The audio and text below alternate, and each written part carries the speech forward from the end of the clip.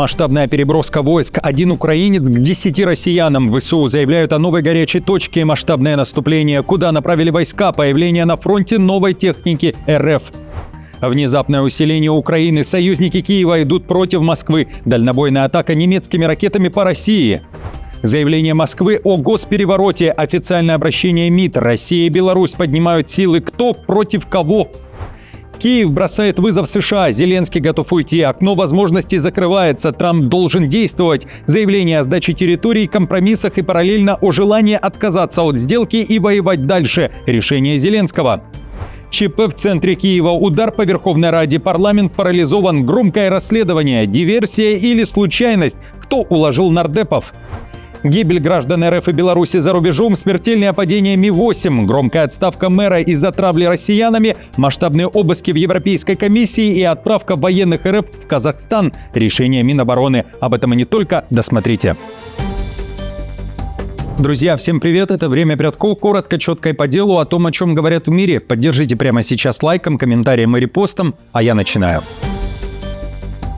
Украина готовится к изъятию из обращения российской литературы и любой другой издательской продукции РФ. Об этом заявила министр культуры Татьяна Бережная. По ее словам, Госкомтелерадио разрабатывает конкретную процедуру изъятия такой продукции, и правительство намерено принять ее как можно быстрее. Параллельно вспыхнула отдельная дискуссия о русскоязычных книгах. Поводом стала петиция, размещенная в августе прошлого года на сайте Кабмина. Ее автор призвал ограничить печать, распространение и продвижение русскоязычной печатной и электронной книжной продукции в Украине. Документ также содержал предложение ограничить ввоз книг на русском языке. Петиция набрала необходимое количество голосов, и правительство обязано было официально ее рассмотреть. После этого, по словам Бережной, началась активная работа над юридическими механизмами с четкой процедурой. Она прямо заявила, что проект постановления будет касаться и русского языка, и русскоязычной книги.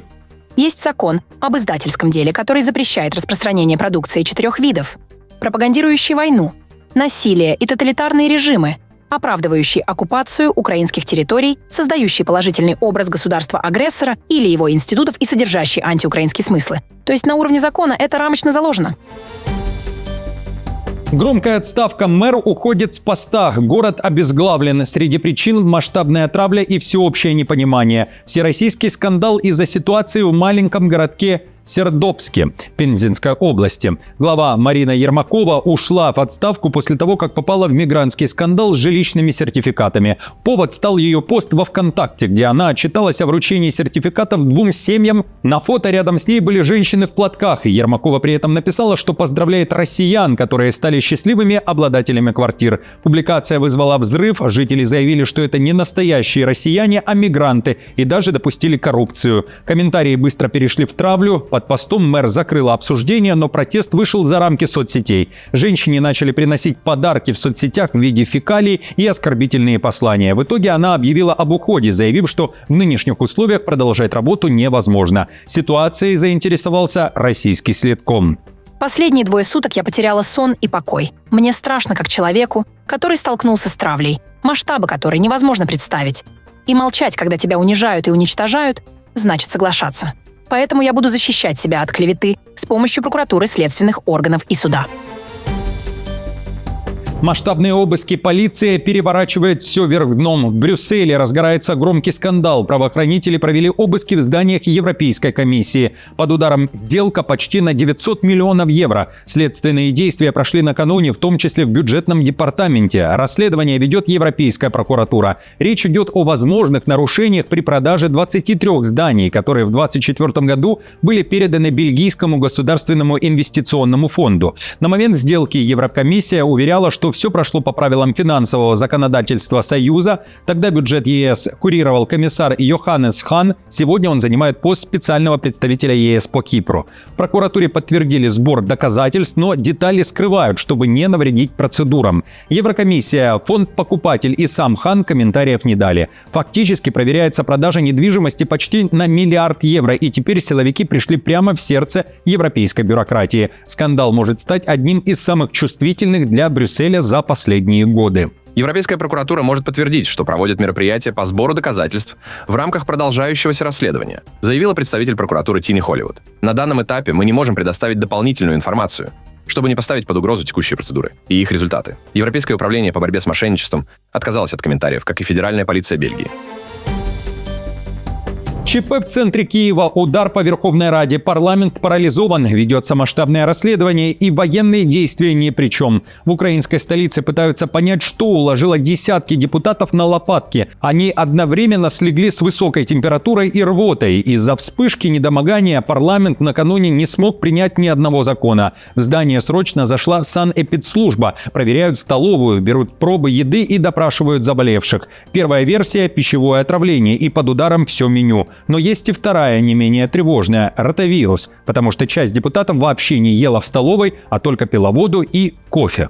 По данным пресс-службы ВР, предварительно рассматриваются две основные версии – вспышка ротавируса или острая кишечная инфекция. Окончательные выводы будут обнародованы только после получения результатов экспертиз. Внезапное усиление Украины. Решение принято. Союзники Киева объявили о новом пакете военной помощи. Сумма одна из рекордных – 35 миллиардов долларов. Акцент на ПВО и не только. Министр обороны Великобритании, который еще недавно был не против ареста Путина, сделал заявление для Москвы. Мы можем спасать жизни, мы можем оказывать давление на Путина и можем договориться о мире, но только если будем действовать вместе. Сегодня на заседании контактной группы по обороне Украины мы подтвердили обязательства по предоставлению Украине новой военной помощи на общую сумму 35 миллиардов долларов. Со своей стороны Великобритания выделяет самый высокий объем военной поддержки Украине за все время. На этом заседании я объявил о новом пакете срочной поддержки противовоздушной обороны на сумму 500 миллионов фунтов стерлингов. Это главный приоритет президента Зеленского. С Москвой надо говорить. Тема переговоров с Кремлем напрямую выходит на новый уровень в Европе, и диалог с Путиным больше не табу. Об этом параллельно пишет издание Le Monde. Напоминаю, что инициатором пока выступает Эммануэль Макрон. Его идея такова – возобновить контакты с Россией, чтобы не зависеть только от США и непредсказуемого Трампа. Германия и Великобритания осторожничают, Берлин требует координации с Вашингтоном и Киевом и не хочет параллельных каналов. Лондон заявляет, что не видит доказательств готовности Путина к миру. В Польше и Балтии тревога. Там считают, что преждевременный диалог может подорвать безопасность региона. Зато Кипр, часть немецких социал-демократов и Италия допускают, если переговоры идут, Европа должна быть за столом, а не в роли зрителя, пишет издание. Макрон и Зеленский договорились вернуться к этому сложному вопросу на Мюнхенской конференции по безопасности, где с пятницы по воскресенье соберутся около 60 глав государств и правительств. Европейские лидеры также могут обсудить тему в четверг на полях неформального саммита по конкурентоспособности ЕС в Северной Бельгии. Дальнобойный удар немецкими ракетами по России – это то, что сейчас необходимо Украине, и это лучшее для переговоров с Кремлем. В этом уверена немецкий депутат Катрин Геринг-Эккарт. Она считает, Мерцу необходимо действовать и выполнить обещание – передать ракеты «Таурус». Это означает лучшую военную поддержку. Например, поставку ракет «Таурус». Это был бы по-настоящему решающий шаг, чтобы электростанции больше не могли разрушаться. Второе – обеспечить надежную систему противовоздушной обороны. Здесь Европа может и должна сделать больше, а в случае с «Таурус» – это ответственность Германии. Мерц ясно и однозначно это обещал, и я считаю, что теперь он должен действовать. Трамп тоже должен действовать. Зеленский бросает вызов США. В новом интервью для The Atlantic он делает политическое предложение. Американский президент должен закончить войну в Украине до промежуточных выборов в США и закрепить себя как миротворца. Зеленский подчеркивает, что мир стал бы для Трампа крупнейшей политической победой, но при этом сам Зеленский не готов соглашаться на плохую сделку и говорит, что предпочел бы не подписывать соглашений вообще, а воевать дальше. При этом в статье несколько раз упоминается позиция: Украина демонстрирует готовность к компромиссам и готова к болезненной потере территорий. Но все вопросы о сдаче земель должны решаться только между Зеленским и Путиным. Киев готов к прекращению огня, но требует гарантий безопасности от США и Европы. Помимо этого, Зеленский готов уйти. В интервью он заявил, что никто не держится за власть. Но выборы возможны только при наличии гарантий безопасности и, опять же, прекращения огня. The Atlantic также пишет, что украинцы практически отказались от прежнего требования, чтобы Путин и его генералы предстали перед судом за военные преступления. Зеленский подчеркивает, плохую сделку выносить на референдум нельзя. При этом советники Зеленского опять же подтверждают, что Киев готов к потере территорий.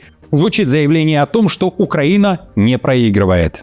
Но Зеленский сказал мне, что предпочел бы вообще не заключать соглашение, чем заставить свой народ принять плохое. Даже после 4 лет интенсивной войны он говорит, что готов продолжать борьбу, если это необходимо для обеспечения достойного и прочного мира. «Украина не проигрывает», — настаивал он, когда я попросил его оценить ситуацию на поле боя. Автор материала Саймон Шустер также пишет, что некоторые из ближайшего окружения Зеленского обеспокоены тем, что окно для заключения сделки закрывается, и Украина рискует годами продолжать войну, если мир не будет согласован этой весной.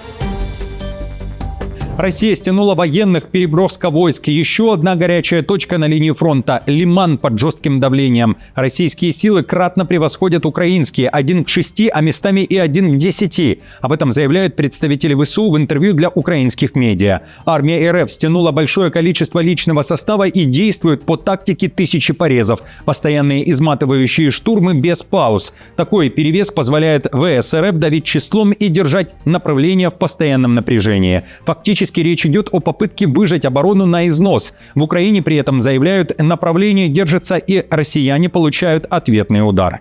Именно из-за такого значительного численного преимущества российские войска имеют возможность проводить чрезвычайно интенсивные и почти непрерывные штурмовые действия. Переброшена на фронт и новая техника. Военное издание Defense Express пишет, что россияне засветили новую версию тяжелой огнеметной системы ТОС-3 «Дракон», модернизированный солнцепек. Главное отличие – увеличенная дальность. Если ТОС-1А бил максимум на 6 километров и вынужден был подходить почти вплотную к цели, то «Дракон» стреляет на 15-24 километра и может работать с закрытых позиций. По сравнению с обычным солнцепеком, ТОС-3 «Дракон» получил дополнительные экраны с динамической защитой «Контакт-5» в дополнение к уже имеющейся защите в лобовой проекции. В сочетании с шасси от Т-72, которое сохранило свое бронирование, а также новыми противодроновыми сетками и системой радиоэлектронной борьбы, это делает ТОС-3 «Дракон» более защищенным от контрбатарейного огня и ударов беспилотников. Германия ожидает дальнейшее прибытие украинцев в страну. Причина – российские обстрелы. В МВД ФРГ заявили, с начала войны Германия приняла 1 миллион 150 тысяч украинцев. Все они со статусом временной защиты. Среди них около 484 тысяч мужчин, из которых 85 тысяч в возрасте от 18 до 26 лет. Женщин порядка 672 тысяч. Еще более 305 тысяч – это несовершеннолетние. При этом с 2022 года почти полмиллиона украинцев покинули ФРГ и больше не числятся в реестре. Однако только треть украинцев за границей сегодня заявляют о намерении вернуться домой после войны. Но реальная готовность еще ниже. По словам руководителя социологической группы «Рейтинг» Алексея Антиповича, твердо уверены в возвращении не более 10% из тех, кто сейчас живет вне страны. Остальные сомневаются. За годы люди адаптировались в Европе, нашли работу, устроили детей, а дома многих ждет неопределенность или вообще разрушенные города. Эксперты предупреждают, если тенденция сохранится, то Украину ждет жесткий демографический удар. Знаю, что среди зрителей есть много украинцев, которые уехали из страны из-за войны. Каковы ваши настроения сейчас, в преддверии уже 4-й годовщины начала полномасштабной войны? Пожалуйста, поделитесь своей точкой зрения в комментариях под этим видео. Собираетесь ли вы возвращаться и если куда? Потеря признана. Граждане Беларуси и России погибли в результате ночной трагедии в Ливии. Ми-8 разбился на авиабазе Матан-ас-Сара. Вертолет возвращался с медицинской эвакуацией. Все 5 человек на борту погибли. Среди жертв 2 сотрудников военной транспортной службы и медработник, а также командир экипажа и 2-й пилот. Они иностранцы. По данным источников и профильных пабликов, 2-м пилотом мог быть гражданин Беларуси, командиром – россиянин. Однако официального подтверждения гражданства нет. Ливийские власти пока не озвучили причины катастрофы и не сделали официального заявления. Обстоятельства падения выясняются. В России заговорили о госперевороте в Беларуси. Москва считает, что США, Великобритания, Германия и Польша активизировали поиск либеральных активистов для попытки проведения цветной революции. В Москве подчеркивают, угрозу считают серьезной и напоминают о событиях 2020 года, когда, по их версии, Запад уже пытался раскачать Минск. В МИД РФ утверждают, что возможный переворот перечеркнул бы союз с Белоруссией и создал бы очаг нестабильности у западных границ России. Заявление России о госперевороте, ответе и последствиях звучит так. Москва и Минск усиливают координацию, работают Советы безопасности, спецслужбы и дипломаты. Действует договор о гарантиях безопасности союзного государства. В документе прописаны обязательства по защите суверенитета и границ вплоть до использования всех имеющихся сил. Готовятся к реваншу, видимо, поджидают удобный момент.